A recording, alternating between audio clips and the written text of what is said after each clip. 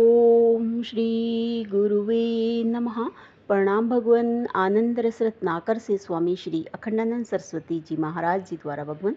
और हमारा आज का शीर्षक है, यह ईश्वर तुम्हारे मर्म स्थान में छिपा हुआ है।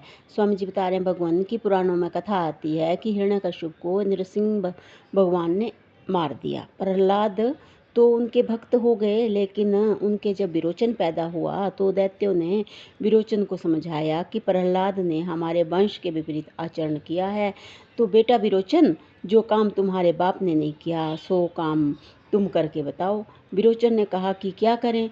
बोले, जिसने तुम्हारे दादा को मारा उसको तुम मारो, तुम बदला लो। विरोचन डर गया। इस पर लोगों ने उसको समझाया कि तुम डरो मत, तुम्हारे पक्ष में एक बड़ी प्रबल युक्ति है।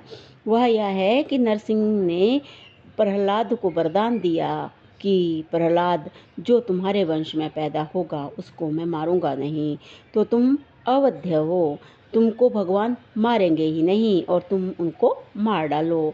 अब महाराज विरोचन ने उठाया अपना अस्त्र शस्त्र, देखकर भगवान डर गए कि इसको तो हम मार नहीं सकते, इसलिए यह हमको बहुत सतावेगा। अब भगवान भागे, कभी स्वर्ग में जाएं, कभी वैकुंठ में जाएं, और विरोचन गदा लेकर के पीछा करें। जब भगवान को शांति से छिपने की कहीं भी जगह नहीं मिली, तब उन्होंने ध्यान किया और बोले कि अच्छा, अब हम छिप जाएंगे और ढूंढे मिलेंगे ही नहीं। और जाकर विरोचन की आत्मा में ही नारायण बैठ गए। अब वह विरोचन सारी दुनिया में तो नारायण को ढूंढे और अपने में ढूंढे ही नहीं, इसलिए नारायण उसको मिले ही नहीं। अब नारायण का विक्षेप तो मिट गया, लेकिन ढूंढने का विक्षेप विरोचन को मिल गया।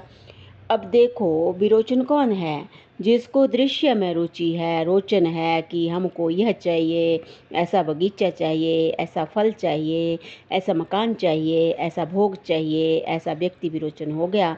अब विरोचन ढूंढता और नारायण कहीं मिले नहीं, तो उसने कहा चलो, डर कर नारायण कहीं भाग गया। यह कथा आपको इसलिए सुनाई, स्वामी जी बता रहे हैं कि यह कथा आपको इसलिए सुनाई कि भगवान कहाँ छिपे हैं।